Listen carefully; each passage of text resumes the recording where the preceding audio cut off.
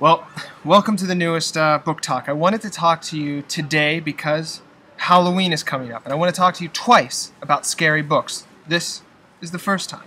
Okay? The scary books I'm going to talk to you about today are pretty awesome. All right? The first one I'm going to talk to you about is called it's a series of books called The Last Apprentice by Joseph Delaney. Okay, there's you can see it, and they're all about a kid named Thomas. He's probably about like 12 or 13, your age. And he becomes the apprentice to a spook. And a spook's job is to go about the countryside scaring, not scaring people. Hold on one second. These guys don't want to be in the video, but I'm now putting them in the video. All right, there we are. Now that they're in the video, we'll continue. We have, so it's about a spook whose job it is to go about the countryside killing all of these terrifying beasts, whether it be witches or monsters or ghouls or whatever have you, all right? And it's pretty terrifying because the kid is learning all of these different skills about how to kill specifically a witch or how to kill a ghoul or all these different kinds of monsters. And eventually, this isn't the first book. The first book is The Witch's Revenge. It deals with the fact that the ghoul keeps a witch in an incredibly deep well because he can't kill the witch, so he just keeps her imprisoned in this well, starving and all this stuff. It's kind of creepy and crazy. Okay, but that's what the first book is about. It's creepy, but yet it's pretty accessible. There's actually some pretty fun illustrations in it in the books too. So I recommend this. And there's about 5 books in the series, and I think we have them all. Okay, the next thing I want to talk to you about is a personal favorite.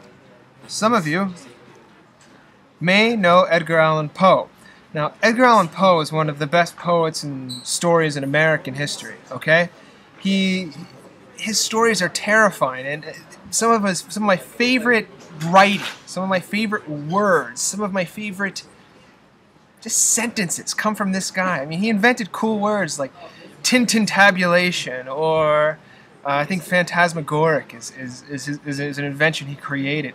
But he has such great scary stories. Like in this one, you'll find some of them which will like The Telltale Heart, which is a great story for kids about a man who kills an elderly man, chops him up, and then buries him under the floorboards. Or there's The Cask of Amontillado, which is about, well, oddly enough, but this time not burying someone who's already dead, but burying someone in the ceiling, or not in the ceiling, in the wall of a wine cellar. Okay, he just takes him down there and buries him behind bricks, alive.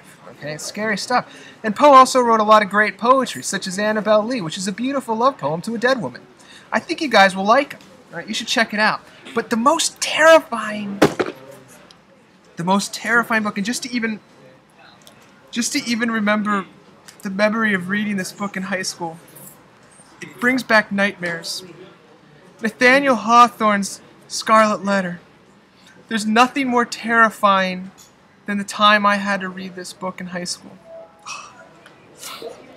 If you guys feel as though you have just diligence and a need to feel. Hold on.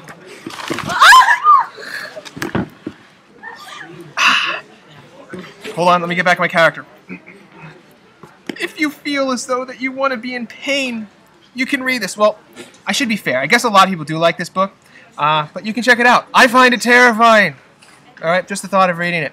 All right, guys, that's the end of that. There's that. See? People both want and want to be in these. So I'll put them in there if they want. All right. Bye.